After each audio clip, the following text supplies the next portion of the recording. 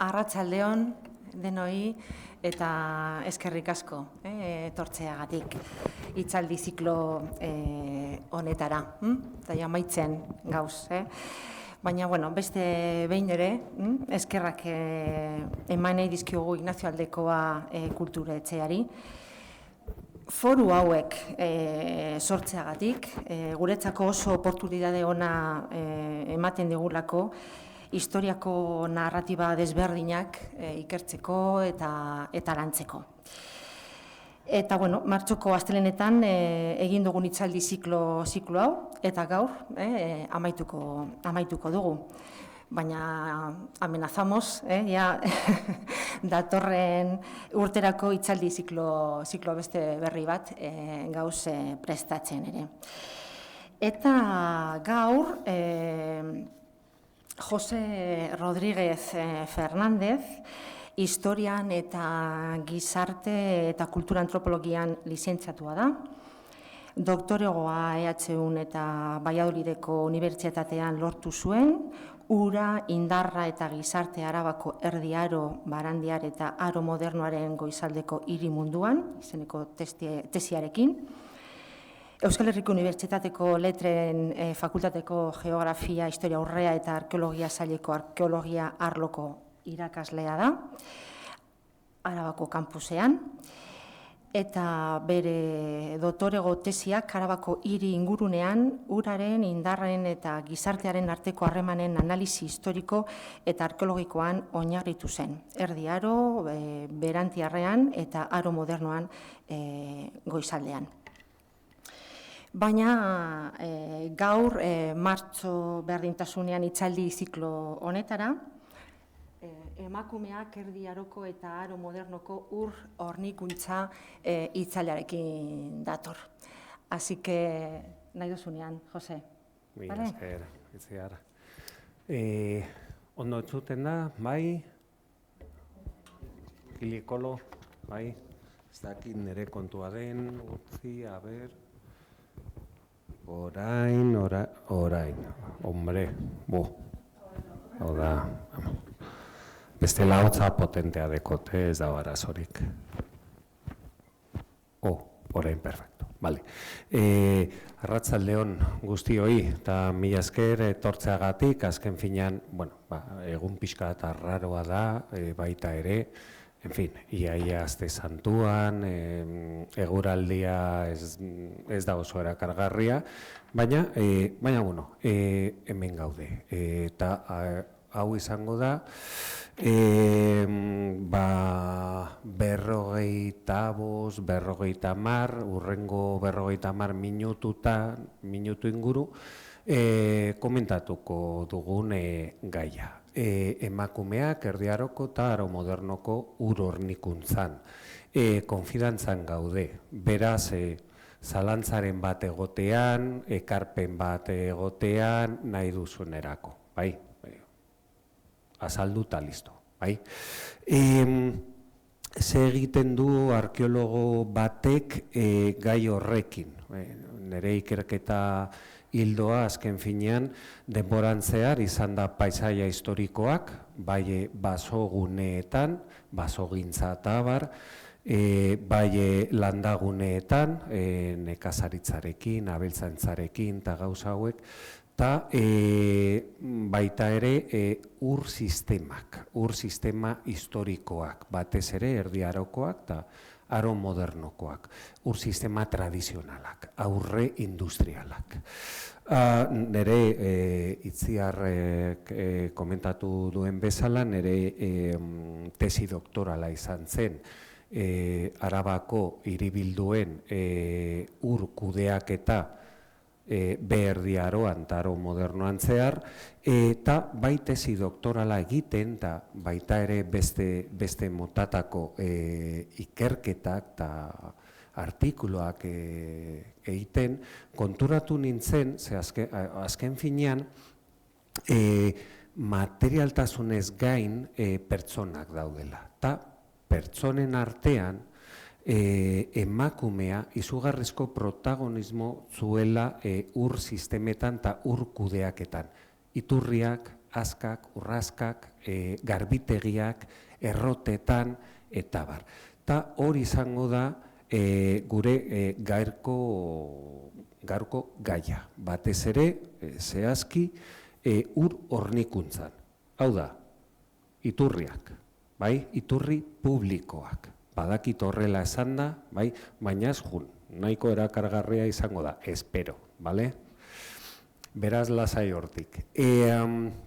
Jarraituko dudan eskema hor dekozue, lehen puntu batean sarrera modukoa edo iturri publikoen materialtasunak komentatuko ditu nolakoak ziren gure iturriak, nolakoak ziren gure askak, nolakoak ziren gure garbitegiak erdi aroan eta aro modernoan.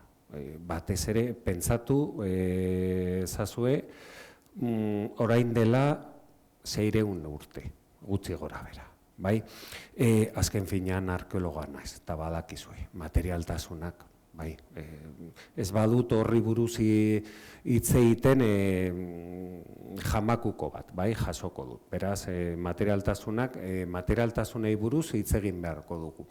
Eta sarrera izango da, batez ere, bigarren puntu hau hobeto barneratzeko.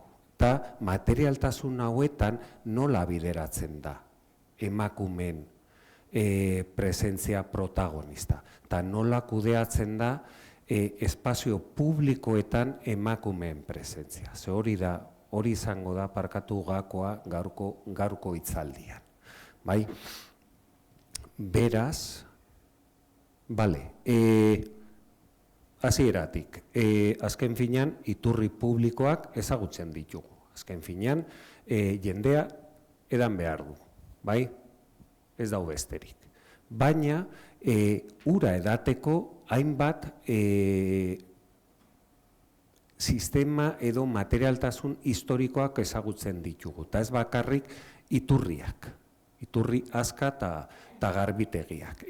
Adibidez, segurazki, Gasteizkoa gara, gehienak, segurazki, bai, zenbat putzu ezagutzen ditugu Gasteizko alde zaharretan.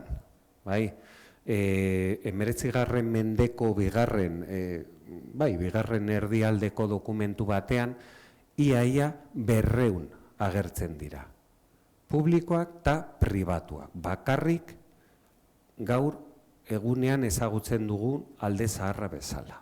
Bai?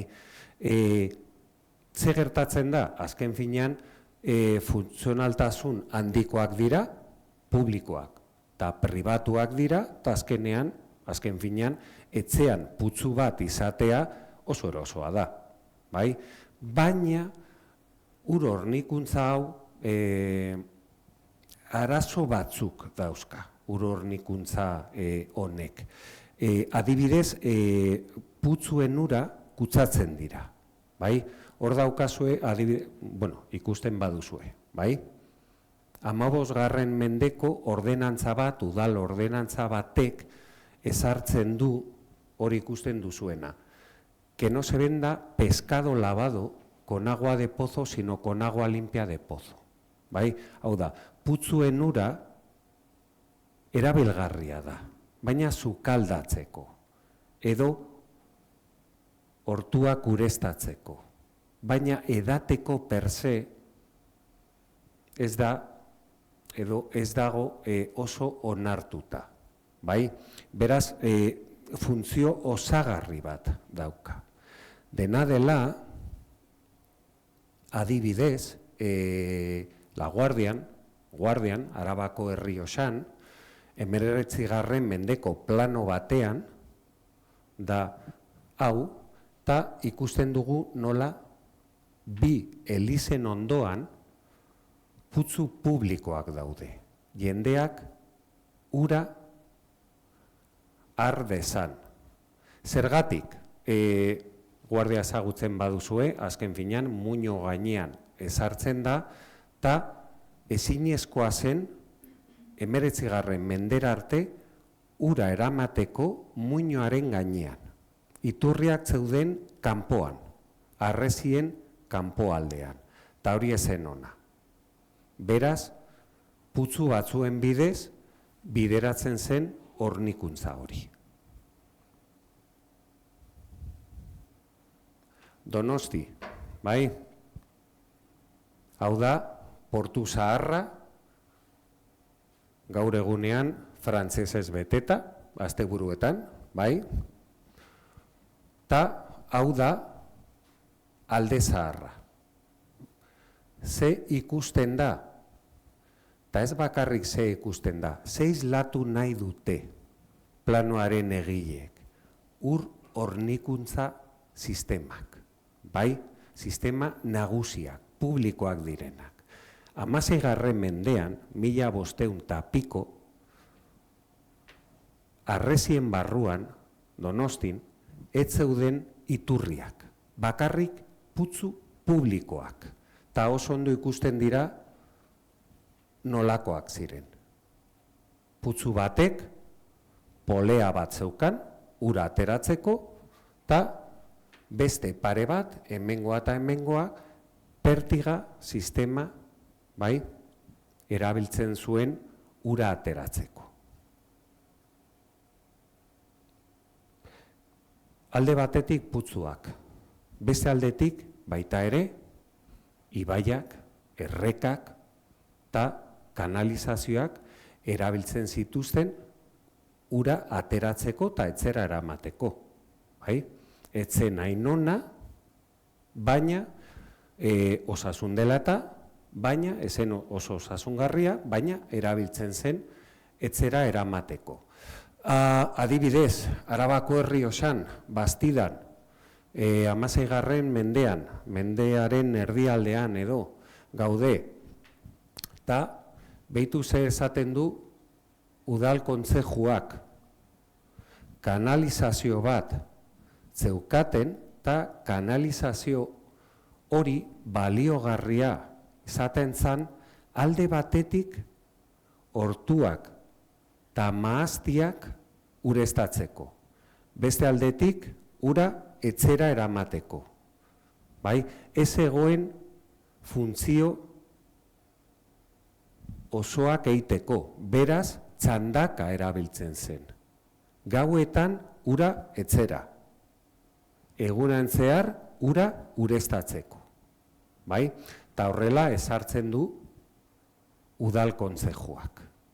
Orain dela urte batzuk egindako kanpaina arkeologiko batean, induzketa arkeologiko batean, errekuperatu zituzten parkatu izugarrizko tramo batzuk, Antzinako gazteluaren ondoan. Bai? Hemen ikusten da oso ondo, hau da Bastida, gaur egunean hau da plaza nagusia, baina dakizuenez, lehen Eliza parrokiala zen, nola ditzen da, Santo Cristo, okerez banau, goian, tautzen Antzinako gaztelua. Gaur egunean guztiz galduta da, guztiz desagertuta. Ta Toloñotik ekartzen zuten ura hiribildura arte. Bai? Gasteiz, bai? Zenbat aldiz ikusi egin duzue mapa hau, bai, oso ezaguna da. Da 19. mendeko kopia bat, baina jatorriz edo kopiatzen ari dena parkatu 16. mendekoa da. Beraz, badaukagu Gasteiz, gutxi gora bera, 1000 eta piko. Bai? Kontuz, hau da R. Pinto Takorre, ez da Manhattan. Bai? Ematen du oso handia dala, hiria, 3 kale dira. Kontua da, azken finean, pintura ordaintzen duena kontzejoa zen, beraz, kontzejoaren arabera egin zen pintura hau ohore handiagoa islatzen hirian. Bai? Baina 3 kale dira, ez gehiago. Hau da, Bilasuso, goiko harresiak, eta hau da zerkaz bajaz. Gaur egunean hau kalea da. Bai? Zapardiel erreka, eta beste aldean beste ur kanalizazioa dau. Zeik, hau da, Ama Birjinaren plaza. Bai? Ze ikusten dugu? Zapardiel erreka. Por cierto, Zapardiel ez da erreka bat. Erreka bada Gasteiz heldu baino lehen. Gero foso bat. Foso guztiz artifizial bat bihurtzen da, kanalizatuta. Ez da erreka naturala. Ze ikusten dugu? Zerkaz baja zen hortuak. Bai? Beraz, baita ere, erabili izan zen Zapardiele erreka edo fosoa, nahi duzuena, bai hortuak ureztatzeko, bai errotak mugitzeko, eta de paso ura hartzeko, etzera eramateko. Baina berriro etzen oso egokia, kalitateari dagokionez. Bai?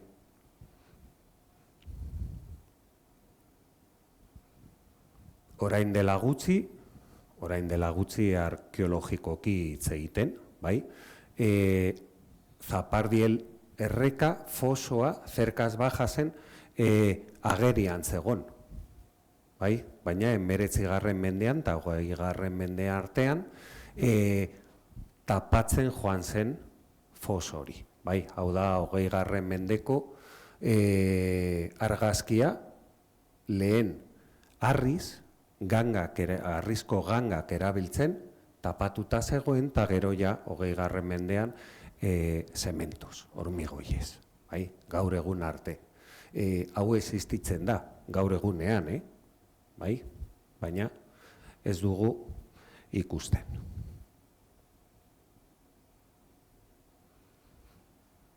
Hemeretzigarren mendeko Gasteizko plano bat, gure Zapardiel, hemendik etortzen zen, eta Ama Birjinaren plaza heltzean, kurba eta zerkaz baja osoa zeharkatzen, Antxinako Santo Domingo komentua, eta portal de Arriaga, dau, bai, uste du baietz, eta hemendik Cauce de los Molinos, beste kanalizazio artifizial bat, hiria inguratu zuen. 19. mendera arte, Gasteizen sartzeko, beharrezkoa zen, zubi bat igarotzea. Ezinezkoa zen, hiribarruan sartzea, zubitzo bat pasatuarik.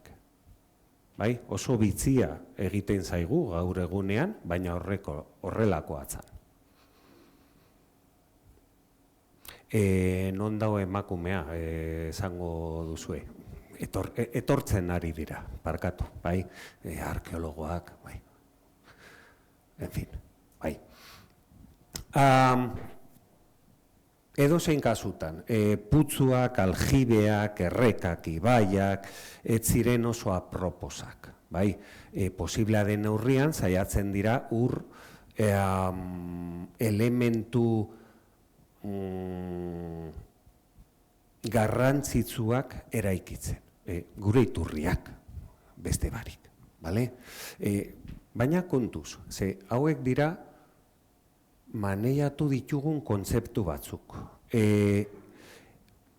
Iturri baten atzean boterea dago.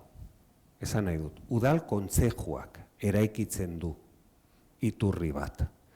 Udal kontzejuak, udal botere politikoak mantenitzen du iturri hori.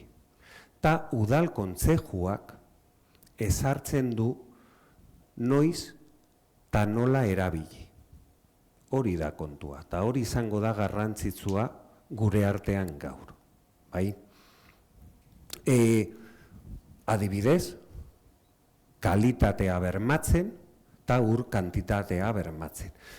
Kalitatea bermatzen esango duzue, hombre, que pueda aprender a las personas que dentro de la fuente lavaren tripas de cerdo y otras cosas, nahiko primarioa da. Bueno, behintzat, ikusten ari gara, da legedi bat, lege korpus bat, hori erabiltzeko. Eta ez da gutxi, bai, Erdi Aroan zehar.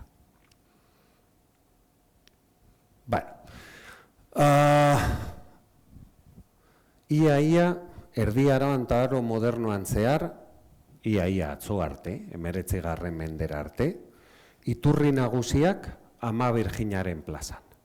Gero badakizue, hemen saiatu zuten izugarrizko putzu bat egin, bere momentuan, kilometro bat sakonera, zenbatura ateratzen zen, ni padioz. Bai, ezerez batean geratutzan. Bale? Iturri nagusiak hemen, bai Erdi Aroan, zirkuluetan, bai Aro modernoan, kuadroetan, bai? Non daude? Hiriaren barruan? Ez. Iturri tradizionalak beti kokatzen dira kanpoaldean. Iturburuen gainean. Bai? Kanalizazioak dauzkaten iturriak hori beste kontu teknologikoa da, ikusiko dugunez.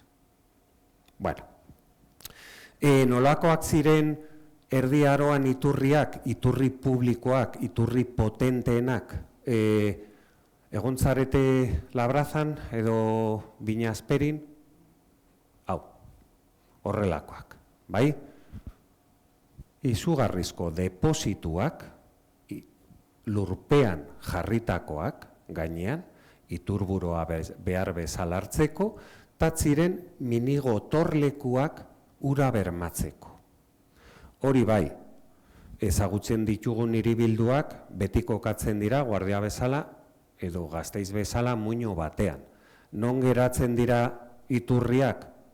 Kanpoan, harresien kanpoaldean. Eta hori arazo estrategiko potentea da. Bai? Eta imaginatu, hortik dator gure esaldi nagusia, aikira poragua. Hau da, lehen aporagua joaten zen. Gaur egunean ura etxean daukagu, magia, bai? Baina lehen aporagua joaten zen, bai?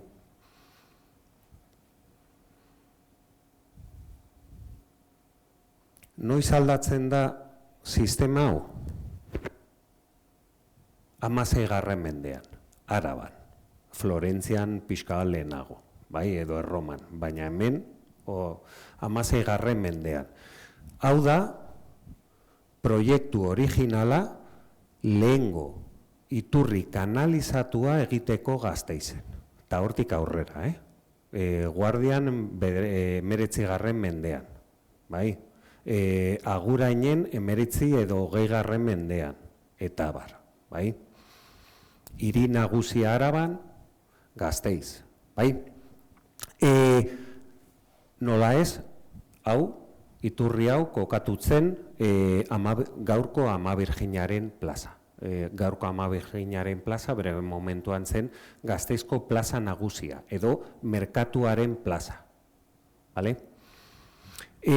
Ze bermatzen da kanalizazio baten bidez, ura kalidadea eta kantitadea bermatzeko. Bai? Eta ez egotea iturburuen menpean, kutsadurekin eta gauza hauek. Bai? Horrela esan da, kontu minimo bat ematen du, baina ez da horrela. Aurrera pauso izugarria da, ur hornikuntza historikoan. Beitu ezberdintasuna, 16. mendeko iturri batean eta Erdi Aroko iturri baten artean. Ez dauka zeri ikusirik. 16. mendetik aurrera, iturriak dekoratiboak egiten dira. Dira pixka bat zuleatzeko, hiriaren ohorea erakusteko. Lehen ziren funtzionalak eta gutxi gehiago. Baina hemendik aurrera, ohorezko eta identidadezko kontua bihurtzen dira. Eta hori oso garrantzitsua izango da. Zergatik, nork erabiltzen du iturria? Emakumea. Non dau kokatuta iturria? Iturri berriak. Hiribilduen zentro nagusia, ze gertatzen da emakumea hiribilduaren zentro nagusi batean, eta nola interaktuatzen du gizonekin, hori da, orain ikusiko duguna. Prestatu, Ze dokumentu batzuk gaur egunean ikusita dira de que me estás contando, bai? Nola doa? Oso teknikoa, oso astunanaz? Ez? Astunagoa esan naiteke, bai? Hau da, en fin. Vale? Are gehiago, hau da, hiribilduen apostu bat. Azken finean, lehengo iturri konplexuak, lehengo kanalizazioak oso garestiak ziren. Ta erdiaroko kasoiak, erdiaroko deposituak oso ondo funtzionatzen zuten. Beraz, zergatik aldatzeak, zergatik dirutza bat gastatzea, txuleatzeko. Listo, hori da kontua, bai? Iturriak bihurtzen dira elementu estrategiko bat, hiribilduen legitimatzeko, edo boterearen legitimatzeko. Hartu kontuan gauza bat, non dago udal kontzejuan, hiriaren potere sozioekonomiko nagusiak, hiriaren eliteek maneiatzen dute udalak. Ez dute zer esango gaur egunari buruz, bai? Baina horrelakoa da. Beraz, hemen atzean dagoena da eliteen gizonen mentalidadea. Eta ez erabiltzaileen mentalidadea, emakumeen mentalidadea. Bagoaz pixkanaka gauzak josten. Maeztu, argazki oso txuloa da, 19. mendekoa. Arkeologoa naz, baita ere antropologoa, bueno, antropologia ikasi nuen, listo, ez naiz antropologoa, parkatu. Baina, pilo bat gustatzen zait, pertzepzioko geografiaren aditu bat, hilda dago, gure Kevin Lynch. Baina, berak esaten zuen, hiri batean, existitzen direla, puntu mugarriak direnak, puntu estrategikoak, puntu beroak komentatzen zuen. Bai? Eliza, udala, eraikuntzak, merkatua, iturriak, bai? Ta beste hirigintza zen, bueno, pixka bat deslabazao, bai, pixka bat hotzagoa. Ta gero komentatzen zuen, zergatik daude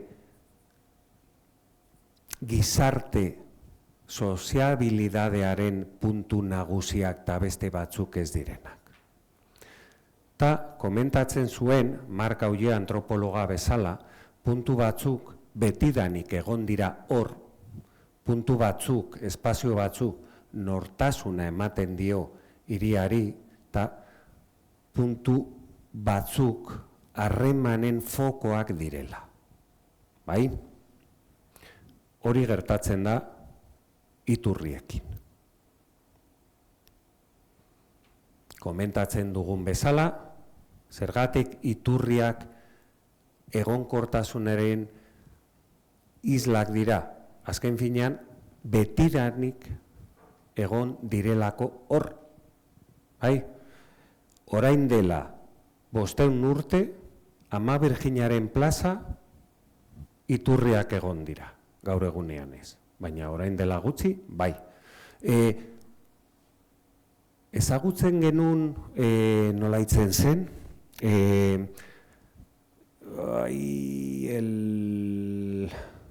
ondoan bizi nintzen, 19 urte. Araba ez daki zer, Jauregia, hor herrerian dagona, gaur egunean izugarrizko iskanbilak daukate hor Marokoko kontsulado batekin, Alaba zer?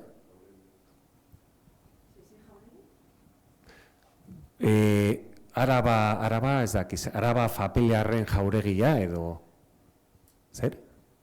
Laguntza pizkat. Ezagutzen dugu jauregia, bai? Bode ondoan, bode taberna ondoan, bale, hori. Hori da. Ez da Eskibel, Eskibel goian dau. Lehengo barruko iturriak, hemen, Arabatarren jauregiaren ondoan, eta Santo Domingo komentuaren ondoan. Zergatik, dirua jarritzutelako kanalizazio egiteko, bai? Erdi Aroko iturri bat, Gasteizen, 16. mendeko iturri bat, ze dauka goian, hemen ez da behar bezala ikusten, baina udalaren eskutua, bai? Udalaren ikurra, hori Erdi Aroan oso arraro izan zen, baina berpizkundean bai. 17. mendeko iturria, beti Ama Birjinaren plaza, Beitu nola aldatzen dira gauzak, dekoratiboak egiten dira. Maria Kristinaren iturria, 19. mendean, bale. Zergatik nortasuna, herri batean, eta segurazki baietz, egon batzarete, badakizue azken finean nola biltzen da populazioa iturri baten inguruan. Aguraineko adibidea ekarri dut, bai? 16. mendean zehar, bi iturriak zeuden Agurainen. Bat, iparraldeko muturrean, beste bat, hegoaldeko muturrean, bai? Deitzen ziren parrokia bezala, Santa Maria eta San Juan, bai? Iparraldeko auzokideak ez zuten ura hartzen hemendik. Hegoaldeko auzokideek ez zuten ura hartzen hemendik. Parrokia bakoitzak bat zeukan bere iturri propioa. Bai? Eta hori nabaritzen zen baita ere mantenimenduan. Bai, gastuak egiteko orduan, lehenak izan ziren gertu zeuden edo gertu zegon parkatu biztanleria. Bai? Ta komentatu egin dugun bezala, udal politikoak gain jartzen dira mikrosoziabilidade hauetan. Udalak ordaintzen du, mantenitzen du iturriak, baina aldi berean bere errentak hartzen dute. Poterea legitimizatzen, madre mia, bai? Eta prestigioa lortzen, iturri politak eraikitzean. Venga, por fin, emakumea, bai? Bestela botako naute, ja, hemendik, bai, el pesado del, vale? Harreman sozialak iturrietan, noski, bai? Ura hartu, arropa garbitu, bai? Animaliak edan, baina baita ere jendea biltzen da iturrien inguruan. Ta biltzen da emakumeak eta gizonak. Ta horrek arazoak sortzen du. Bai, arazoak sortzen ditu udalarentzat, behintzat. Ze egingo du udalek? Legediak ezarri. Bai? Mugimendu hauek, erlazio hauek, behar bezala bideratzeko. Bai? Era moral batean bideratzeko. Bale? Pilo bat gustatzen zaita. Bai? El tío que está arriba y de estudias o trabajas. Bai? Vale. Azken finean, ura eguneko jarduera guztiak bezala, era batean edo bestean bizi da kontu ekonomikoengatik, kontu sozialengatik, parkatu, eta generozko edo kontuengatik baita ere.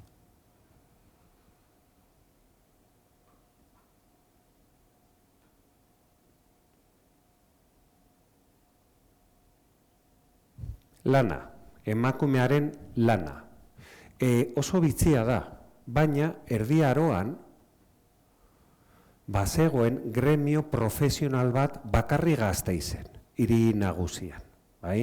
Beste hiribilduak nahiko txikiak dira gaur egunean ere, beraz ez zen beharrezkoa, baina Gasteizen bai.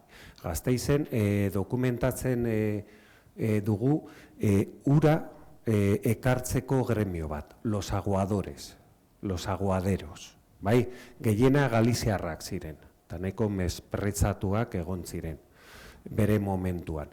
Baina gizonak ziren, bai? Eta gremio barruan kokatuak. 100 urte geroxeago, gremioa desagertzen da, eta bakarrik emakumeak geratzen dira lehen baita ere, baina ez era profesional batean, bai? Emakumeak, neskameak, las mozas, las criadas, geratzen dira ura ekartzeko ardurarekin. Parkatu eske klasea izan dut, ja nahiko eske pixkat zoratuta nau. Ze gertatzen da iturri batean? Azken finean, iturri batean elkartzen da, bai? Ekoizpen gune bat, beharrezkoa den gune bat, ugalketa funtzionamenduarekin, ugalketa funtzio batekin. Bai? Hau da, emakumea ikusgarritasuna irabazten du iturrietan, baina aldi berean oso arraroa da emakumeak espazio zentralak okupatzen. Eta hori arazoa sortzen ditu.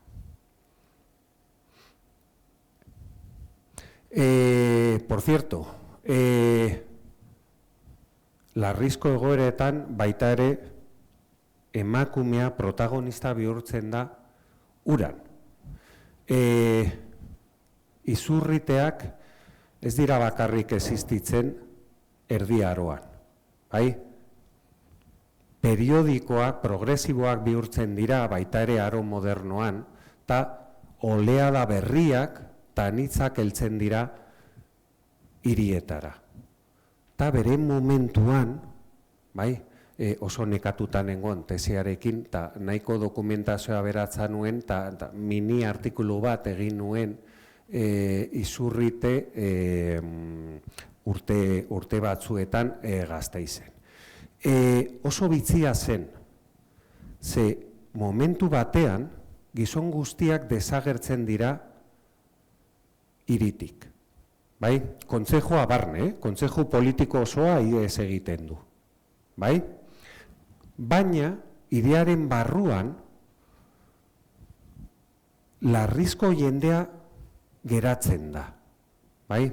Gaixotasunak direla eta, pobrezia dela eta ordun, beharrezkoa zen individualen kontrolaitea, ateetan, ez hartzeko edo ez irtetzeko, bai?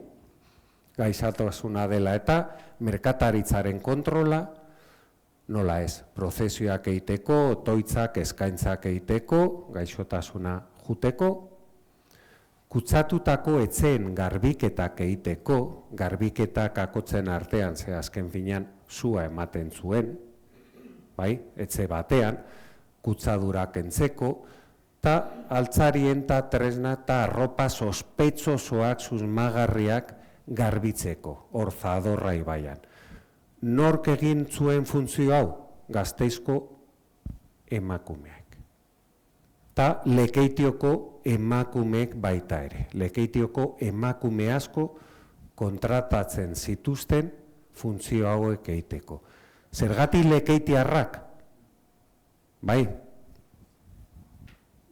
zergatia oso erraza da. Gasteiz baino lehen peste egon zen Lekeition. Beraz, udal kontzejoa pentsatzen zuen zeia Lekeitioko emakumeak immunizadas. Bai? Beraz, ja, listo. Eta kontratatu zituzten Lekeitioko emakume asko funtzio latz hauek eiteko. Regir, curar a los enfermos, preparar y enterrar a los que se van muriendo y limpiar las casas y la ropa apestada y sospechosa. Bai?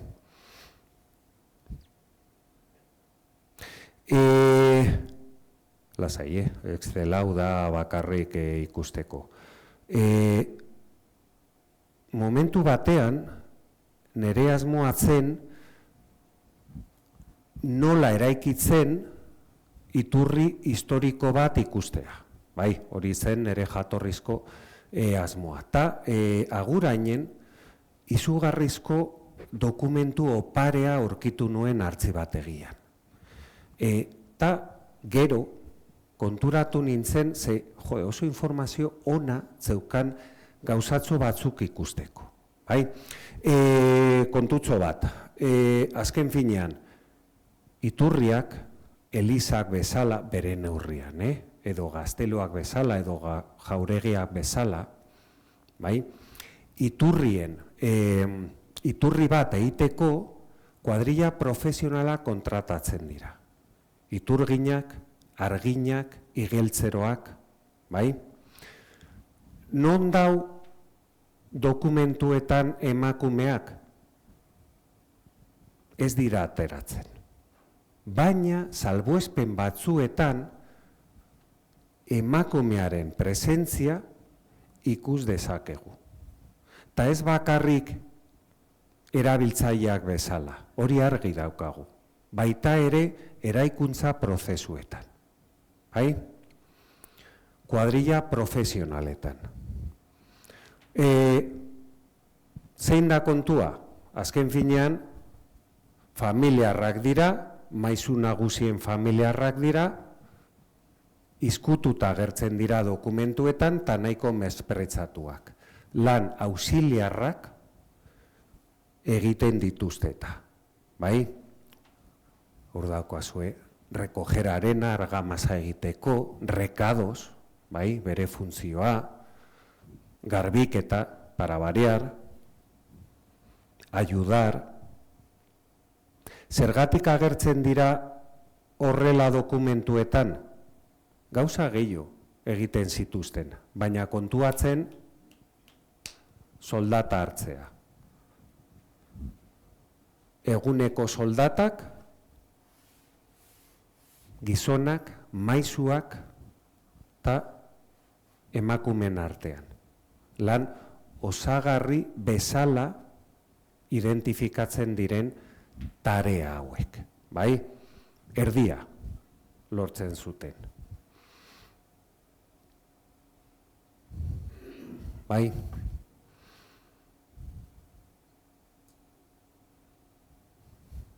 Hor da, eta egin nuen bere momentuan, estatistika batzuk, nahiko astuna direnak, baina emakumea ikusten da baita ere, egile bezala.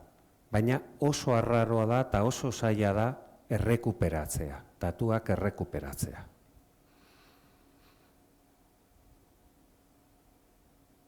Venga, amaitzen goaz, pixkanaka.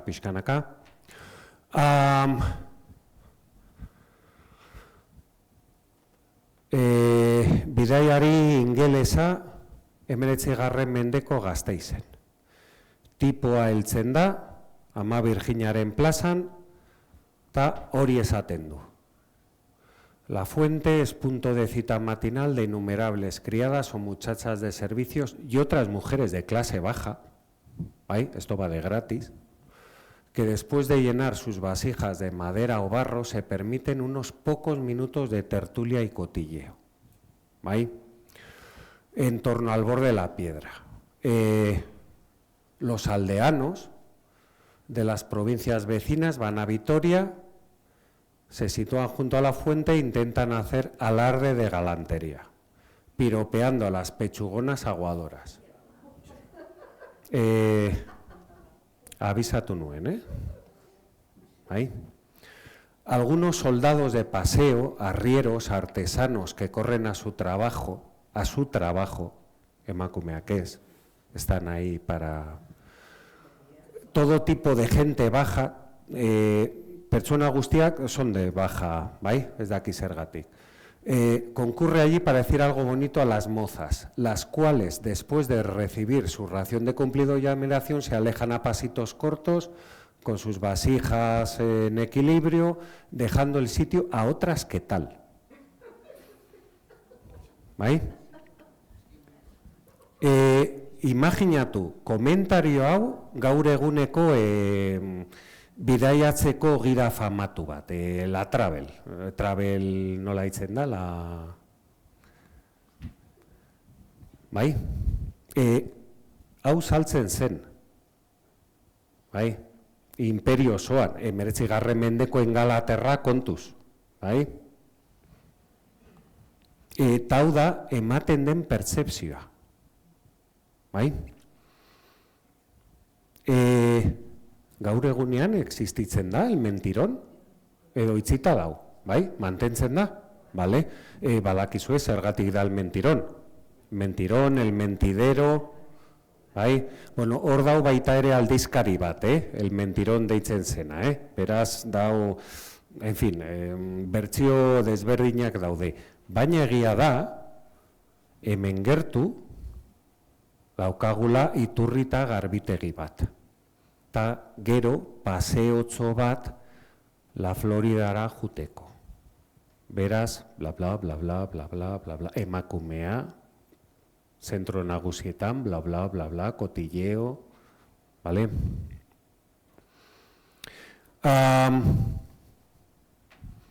16. mendean, behitu zer esaten du, Gasteizko udal kontzejuak, iturriak behar bezala bideratzeko, iturrien funtzioak, erabilerak. Vista la deshonestidad y descortesía que algunas personas, hombres, hacían a las mujeres mozas que van a la fuente y en los lavaderos y fuentes de la dicha ciudad, que cualquier hombre o mozo de cualquier calidad que sea, que trabare o le tocare o hiciera algún gesto deshonesto a alguna mujer, pague 200 maravedís por cada vez, asko da. Y que esté 9 días en el cepo. Bai? Mandárolo pregonar públicamente, gero, inorez, bai, esatea, nien nekien, bai? Kontuz, 16. mendian, bai? Ta horrek ezartzen du udal kontzejua. Ze gertatzen ari da, bai, espazio hauetan. Bai, are gehiago, gauzak behar bezala bideratzeko ze egiten du. Emakumea iturriean ondo, baina kontuz. Ordutegiak, bai, gaua, hobeto ezetz. Que ninguna moza ni mujer de esta ciudad vaya después de la campana de queda tañida a la fuente a por agua. Badaezpada. Bai?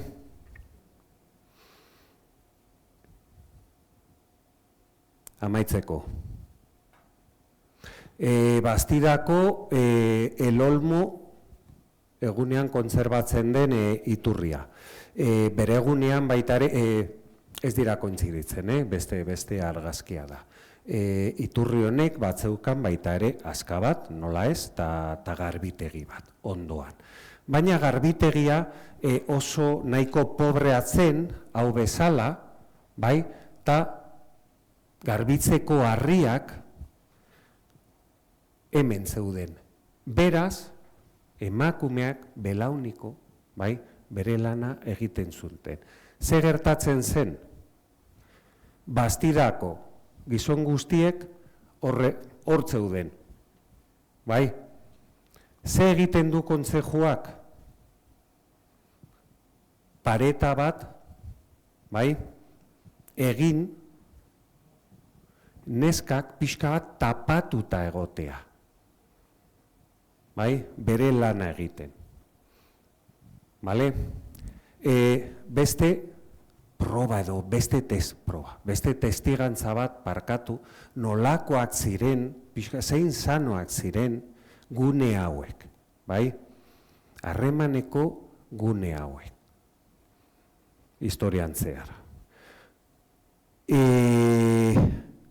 Gaurtik gutxi gehiago. Ez dut amaitu nahi, pixka komentatu, seguru aski dagoeneko dakizuenez, azken finean, azken urteotan, okerez banau, elkarte batzuk sartuta daude, baina Laia elkartea fijo baietz, Arabako esparruan behintzat, eta emakumearen memoria eta emakumearen ekarpen tradizionalak berreskuratzen ari dira garbitegietan. Bai, herriz, plaka jartzen, dokumentalak egiten, eta ahozko testigantzak biltzen.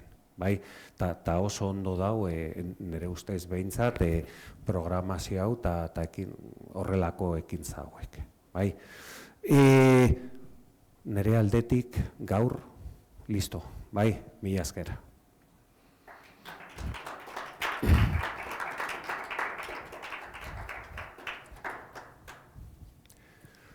Zerbait komentatzeko, galdetzeko, ez? Ostia, kenduko dut. Bueno, eskerrik asko, Jose, oso interesgarria niri behintzat iruditi zait.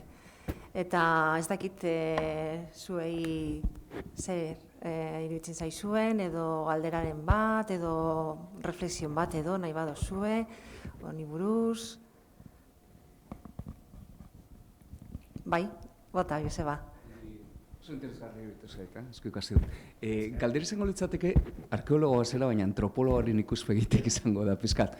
Ea materia duguna ezten tradizioan, bai, ez dakite, kantetan eta horrelakotan ea zerbait harrapatu duzun, eta iruditzen zait hori, badibidez, baditu San Juan eta bar oso lotuta dago urarekin eta bar.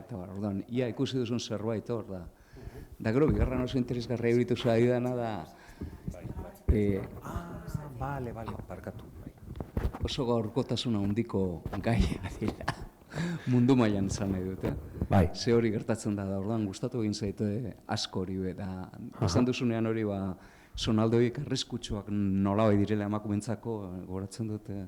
Estatu Batuetan nengoenean irakasle batek Afrikarrak esaten zu, jode, uraren arasko. Emakume jo behar dute uraren bila, ez dakiz kanpora. Da, Europarra joan eta egiten genituen da lostra, horrelako iturriak jarri herri erdian, ez da. Ondorri izaten zen emakumentzako askatasunerako zonalde bat zena, elkartrukatzeko jakintzak eta euren gauza desagertu egiten zen. Orduan, ikusi duzu horrelakorik bez, izaten zen hori emakumeak belaunaldi ezberdinetakoak elkartzen dira, eta orduan, tradizio horiek eta hainbat gauza askatasunan bizitzeko arrastorik ikusi duzu, gaur egun munduko beste toki batzuetan bizik dagoena, ala ez. Mila esker guztiagatik eta zorionak. Bai, mila esker zuri.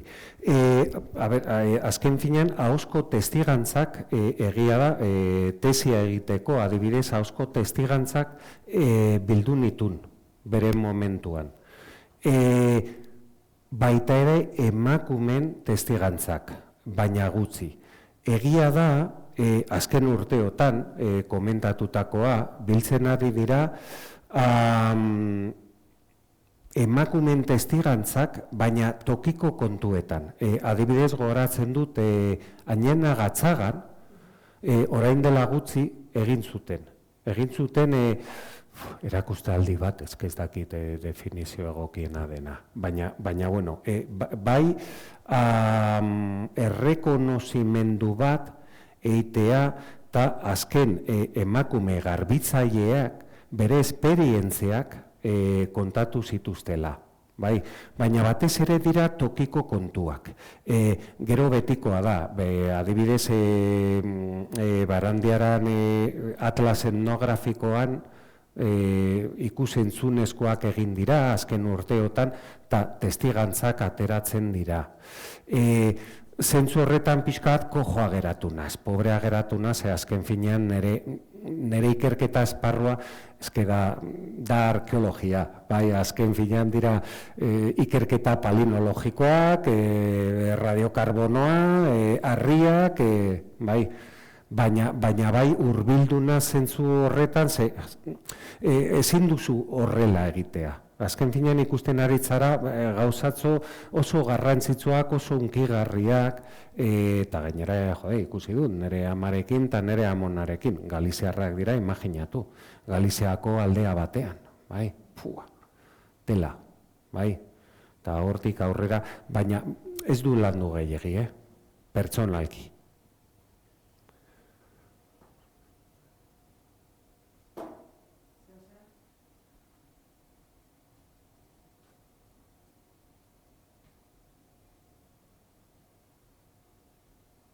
Nia soldata irabazi dut, nia berdin zait. Argi. Bai, txoin.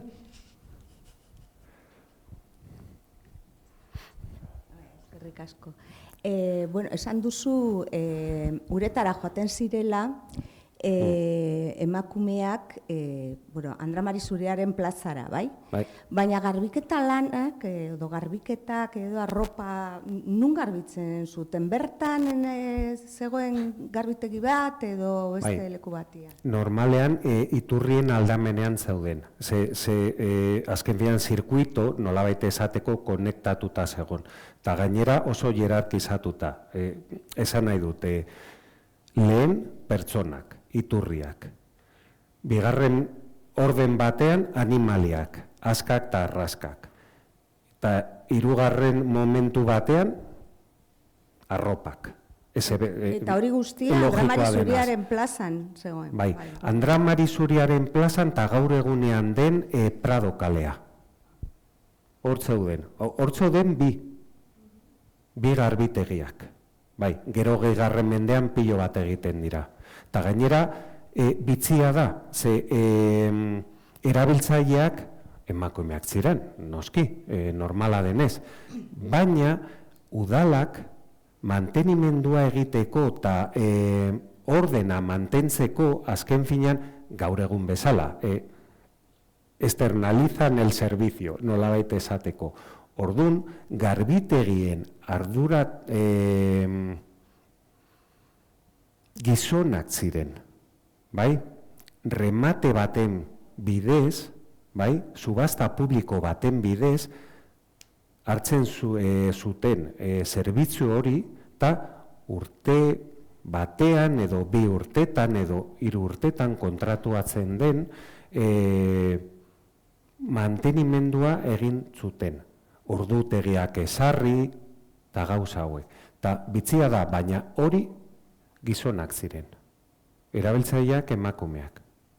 Baina, bai. Eta Zapardiel ibaiaren ondoan edo Fuente de los Patos delako tokian etzegoen garbitegirik, etzegoen ezer? Bai, Fuente de los Patosen bat. Bazegoen bat, bai, bazegoen. Eta,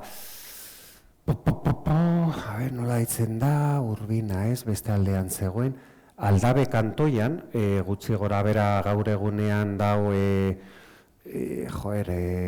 esango dut ez, dugu horatzen plazaren iz, Doña Otzandaren dorrean, gutxi gora bera, hor bazegoen beste bat. Bai, beste tripleta deitzen dira, iturria, aska eta garbitegia. Bai.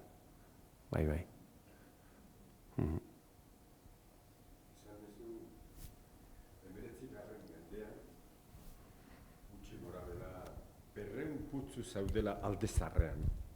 Bai. Gaur egunean ikus daitezke, edo nun daude? Batzuk bai. Batzuk bai. Baina normalean pribatuak dira, esan nahi dut. Bere momentuan agian ez, baina gaur egunean etxe baten barruan daude. Beraz, atarian sartu zuloa, liburu dendan, izugarrezko putzua dago behan. Sotoan. izugarria da, oso polita, eta gainera da komertzio bat, beraz, sartu daiteke. Fijo. Bai. Bere momentuan gainera moda jarritzen, nola ez, zementoarekin tapatzea, ura ez ateratzeko, y fue peor. Bai, gaur egunean, ura azken finean bere bidea jarraitzen du. Beraz, ez bada ateratzen putzu batetik, aterako da, zimenduetatik edo batek dakit. Horregatik soto guztiak inundagarriak direla, alde zaharrean. Batez ere, alde zahar beheko kaleetan.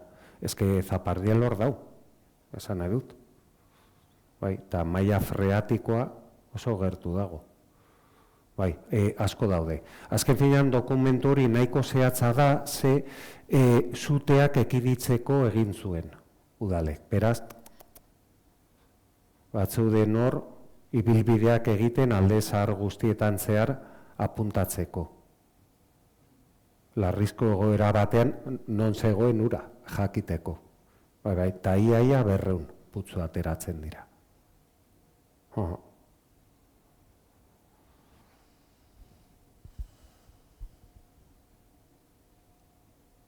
Ez dakit, zeo zer?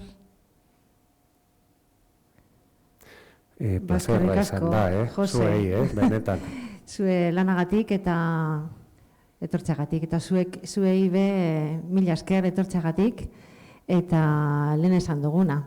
Espero dugu urren urtean hitzaldi ziklo, martxoa berdintasunen hitzaldi zikloa berriro prestatzea. Orduan, hemen ikusiko gara orduan. Mila esker, danagatik. Mila esker, benetan.